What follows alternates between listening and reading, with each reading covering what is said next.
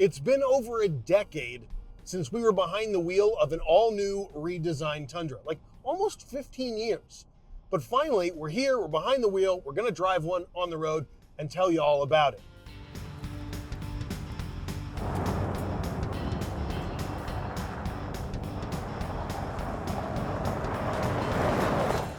Consistently in America, there are 3 automakers that sell the top 1, 2, and 3 best-selling vehicles: the Ford F-150, the Ram 1500, and the Chevy Silverado 1500. And this one aims to eat a little bit of their lunch. The Tundra's redesigned with a new frame, a new engine under the hood, and all new looks. But we want to find out if it's got what it takes to compete with the big 3. And also, what it's like compared to the old one. Because man, that truck was around for a long time. For more information on the Tundra, all of its competitors, be sure to subscribe to our YouTube channel. We appreciate it. And if you want to cash offer on your car today, go to edmunds.com/sellmycar, especially if you want to get into something brand new like this. Before I get into the nitty gritty of the how does it drive, what's the engine feel like, Ryan, one of my coworkers at Edmunds, did a great first look video on the Tundra where he goes really deep in depth with the buttons, the knobs, how things work here in the center console. I'll touch on that lightly, but if you want a deeper dive, check out Ryan's video below. Now let's talk about what's under the hood. This particular Tundra that I'm driving has the standard V6. They call it the iForce V6. It's 3.5 liters, and it's got more power than the outgoing V8. There is no more V8 for the Tundra. It's gone, bye-bye. So if you don't want this one, you'll have to wait a little while. There will be a hybrid version of the 3.5 liter V6, and it'll have even more power. It'll come standard on the TRD Pro, and it'll be optional on some of the upper trim levels, but it's also got a 10-speed automatic transmission, which is another big change for Toyota in the powertrain department. How does it feel? Well, it's pretty gutsy for a large truck. It doesn't inspire any, whoa, it's going crazy fast moments, but it's got good acceleration. This is still a pretty heavy truck, and sub 400 horsepower territory means it's plenty enough to tow and haul and good enough to get you up to speed, but it's not going to light the tires on fire. So far in the driving experience I've had with this truck, it shifts well, crisp, going up grades. It's not hunting for gears. A lot of times you worry about with a transmission that's got a lot of gears, will it be shifting around a lot? It seems like Toyota has kind of nailed out the logic on that, and it's shifting reasonably well. Also, when you pop it over into sport mode like that, you can select the gear and start to hear a little bit of the engine note, which I like a little bit. We're pulling up to a red light now, but it sounds pretty good for a V6, which is saying something, because V6s typically don't sound great. So the V6 is only a little bit more powerful than the outgoing V8, but it does have the benefit of being attached to a 10-speed transmission, which means it can shift into a more appropriate gear for the task it's doing. And it means that you're not going to get as much engine noise when you're on the highway. That was one of my biggest complaints with the old Tundra, is it would rev pretty high and you'd hear that engine a lot, especially when you're going 70, 75 out on the open road. Now in this one, spent some considerable time on the highway, didn't get any of that engine noise, but there was considerable wind noise from these side mirrors. They're pretty big, and it's not great. Now, I didn't have any music going. I wanted to hear the inside of the truck. I'm sure if I turned up the tunes a little bit, I could drown that out. Another big part of the Tundra that's changed is the frame. They've gone with a fully boxed frame, changing from the previous generation that did not have that. They've caught up essentially with the rest of the full-size truck market in that sense. But they've leaped forward in terms of rear suspension. Instead of leaf springs, you get coil springs, which actually kind of smooths out the ride a little bit in the rear and makes handling a little bit better. The truck doesn't have as much weight down near the suspension to pull it out of line when you're going through a corner, so it feels a little bit more stable. Now the ride on the highway is still a little bit bumpy. This is a big, heavy, full-size pickup truck, but it's reasonable enough that you could daily drive it without any comfort issues and have a little bit of enjoyment if there's a curve or two in the road. You do get some bounce into the cabin, that's to be expected in the full-size class, but the Tundra is certainly more in line with the crop of full-sizers today, like the F-150 and the Silverado. I would say it falls behind the Ram 1500 in terms of suspension comfort, but I'd have to drive them back to back just to be sure. Then there's modern in-car tech. When I think Toyota trucks, I think big, chunky knobs and simple dashboards. But this is throwing that preconception right out the window. All Tundras come with Toyota's Safety Sense 2.5 suite of driver aids, which is essentially a long list of driver aids that includes stuff like lane centering, lane keep assist, adaptive cruise control, and they work pretty well. Now, the beeps are a little bit annoying in that it can... What? How dare you with your drive assist system? And the adaptive cruise control doesn't keep me as close to the car in front of me as I'd like, but it's not all that bad. Honestly, this is a good system you could live with on a daily basis, and it would help reduce fatigue over long road trips. These trucks will be on the road by the end of 2021. This is a pre-production model that I'm driving, but Toyota says they'll be ready very soon. Unfortunately, you can only get the first few models with the standard V6. If you want the hybrid with much more power and hopefully better fuel economy, you'll have to wait. In terms of fuel economy for this truck, there's two different ratings for 4x2 and 4x4. It's 20 miles per gallon combined for the standard V6, and with 4x4, it's 19 miles per gallon combined. Not excellent when you consider that other vehicles in the class have diesel offerings, or Ford, for instance, has the Power Boost offering, which does much better, but acceptable for a full-size truck. So, after some time behind the wheel, this is a big leap forward for Toyota. This truck feels better at pretty much every measurable thing that you can feel about it. It drives better, it accelerates better, it's got a much nicer and I think better laid out interior, but there are still some cheap plastics on the interior. The ride is not as smooth as the Ram 1500, and it doesn't have nearly as many powertrain options as something like the F-150, where you can get the Power Boost option in the truck, you can get a diesel, you can get a V8. Toyota has simplified things over the years by only having a V8, and in this truck having just the V6 and the V6 hybrid, but that means you're going to appeal to fewer buyers. And in my opinion, that's a drawback of the Tundra.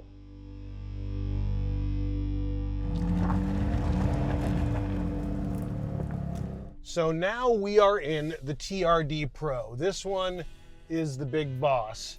It's got all the suspension goodies, and for the first time in Toyota Tundra history, a locking rear differential. Hey, good job, Toyota. Welcome to the party.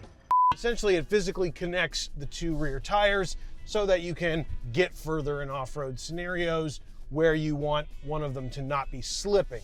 For instance, if you've lost traction. And Toyota's sent us out on this off-road trail, so we're gonna see what it's got to offer, see what it's like in terms of rock crawling capability and all that kind of good stuff. But the big difference in this particular trim, TRD Pro is only available with the hybrid. So we're driving the hybrid right now. It's got 430 horsepower and roundabouts there, 437 I think, and almost 600 pound-feet of torque, 580 something. It's a really torquey engine, which is a good thing for an off-roader, especially if you want that torque to be low down when you're crawling over obstacles. All right, so we are now engaged in 4-low. We're doing crawl control, where it regulates the speed uphill for you. I'm avoiding a tree as per the spotter's instructions. Completely left hand down. And I've got a bunch of cameras going on the outside, which is actually pretty cool. All right, now he's gonna have me reverse a little bit. And really good resolution on these cameras too. This is a big heavy duty truck and it is going up a really steep hill.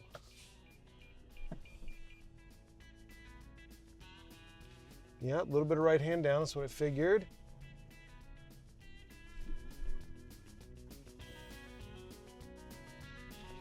Crawl control engaged, keeping me from slipping back down the hill.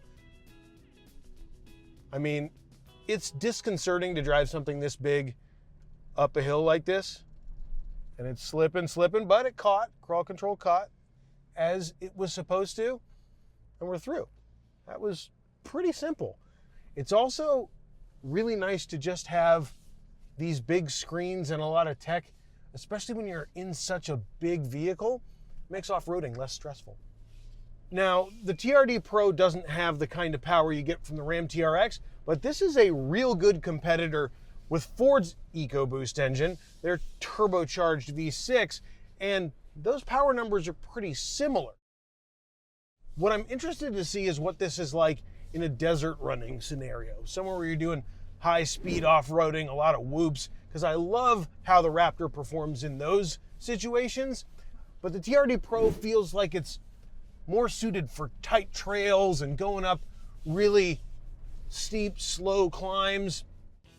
Let's talk about the super red interior on the TRD Pro. We got a lot of comments when the photos and videos first came out about how red the interior is. I don't mind it that much, especially because I'm red-green colorblind, so it just looks like Christmas in here to me. But it's also well balanced with blacks and a couple of grays and charcoal, heather charcoals in here. It's not too red. So there's no spotter in the articulation section, which I can only venture to guess means I'll do fine. I've got the cameras on and dipping the tire in. Little bit of crawl.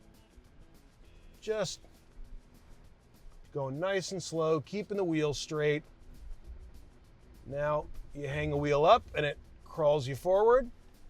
No problem. I think I had like a rear wheel in the air there. Crawl a little bit further. Twist it a little bit. No problem. And I'm out of the articulation section. That was easy. All right, so now we get our first towing opportunity with the Tundra, and they've put us in an SR5, which is kind of like a base-ish trim with the standard engine and with no optional air suspension. And so far, it's not great. It's not my favorite towing experience, but it's not bad. It's pretty comfortable, and we're only towing a 3,000 to 4,000 pound trailer, so there's no strain in the engine. One of the things I'm happy to report is that the 10-speed automatic shifts really well with a trailer behind it, at least so far with this small trailer. It's not doing early upshifts. It's not hunting around for gears. You could go on a long uphill grade and probably be just fine. But next we're gonna hop into the other Tundra that they've got here with a much bigger trailer and see how it handles it with the air suspension and the load leveling for the rear. Should be an increase in luxurious towing. Now we're in a Platinum Tundra, one of the higher trim levels, and it's got the optional air suspension on it, which load levels the rear end when you've got a heavy trailer. And we're towing a trailer that weighs more than twice as much as the first one. This one's almost 8,000 pounds, big dual axle Airstream. Everything seems to be fine. The 10-speed automatic still has good shift logic. It's not upshifting early for me. It's downshifting well on this downhill grade. And with that air suspension in the back, it doesn't bounce as much. You're not getting as jittery of a ride. So if you're towing on a regular basis, if you've got something that you're hauling to the same mountain every weekend, or if you really love to go down to the local boat ramp, maybe think about getting one of the versions that has the adaptive air suspension, and your life will be a little bit more comfortable.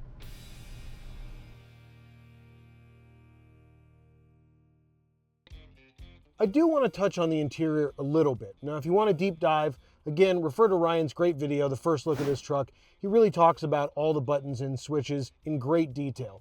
But some impressions after driving the vehicle. For starters, the screen doesn't wash out in the sun. I can happily report that even with the sunroof wide open, this is super easy to see. This is now one of my favorite screens in any truck. It's not as functional as some other options, stuff like Ram's Uconnect screen, but this is an excellent layout. It keeps visibility good and it doesn't intrude on the lower space in the dashboard, so you can still fit your smartphone down here easily. Getting down to that area, the smartphone charger. It's kind of a weird place to put it. Every time I load my smartphone here and it starts to charge, you go over a bump and it shifts and charging stops again. Putting it flat would have made it easier. Plus, there's nothing here to cover this up. It's just kind of ugly all the time. And the same is true of these two center console bits. They're not good looking, and this plastic is going to get scratched up pretty quickly. Thankfully, this is really functional. It is definitely function over eye-catching form. This is one of my favorite parts of the interior. You could put a big Nalgene water bottle in here, a couple of smartphones up here. So I actually really like it, despite not liking to look at it. Great driving position, you can see well over the hood, and the best part about sitting here is you don't have to look at the grille on the front of the truck. Then there's the big mirrors. Now those were a problem with wind noise on the highway when we were driving here, but it's not that bad. Turn up the stereo, you'll be fine. And they're nice and big so you can see a lot of stuff out of them. The same is true of all the windows in the truck. Forward visibility is good except for a average size A-pillar up front, and you get the cool added benefit of the rear window that rolls down, which I'm sure anybody that's a Toyota fanboy will really enjoy. Seating comfort, great. I could sit in these seats for long hours with no problem, and if it's especially hot out, which it is today in Texas, you can turn on the ventilated seats if you get a truck with that option, and they actually have a pretty powerful fan. So immediately when you sit in the truck, you start to cool off your backside. And one more thing, this row of buttons here, row of buttons here, and row of buttons here, excellent. I really like the placement of the buttons. They fall easily to hand, they're easy to learn, and while they're not made out of the sturdiest materials, I still enjoy their locations, and functionally, the way they work, big fan.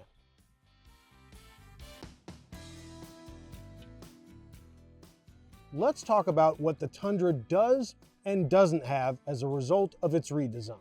It does have a better ride quality, it's better to drive and steer, and the interior is much nicer. It doesn't have the numbers to quite compete with the best-in-class rivals though. It doesn't have payload that can stack up to the best in class. For instance, the max payload is just under 2,000 pounds, which is impressive. You can put a lot back here, but top rivals have 1,000 pounds more than that. Then there's the towing. Yes, you can tow as much as 12,000 pounds with the Tundra, but again, top rivals beat it there. Thankfully, the margin's pretty small in terms of percentages of difference in towing, and really, in my opinion, if you're towing over 10,000 pounds on a regular basis, you should probably be looking at a heavy-duty truck anyways. What it does have back here, this composite bed, standard on all 2022 Tundras, something that they brought in on the 07 Tacoma, but for some reason decided to wait until now to give it to the Tundra. But it is missing some truck gadgets too. Stuff like a multi-configurable tailgate or even a power-up tailgate. All that aside, the Tundra's caught up quite a bit. Does it still make sense? Will it appeal to you if you liked old Tundras? Absolutely. And glad to say it's much better than ever before. But I still want to get it in-house, put it up against the F-150, the Ram 1500, and the Silverado just to see where all the points fall out.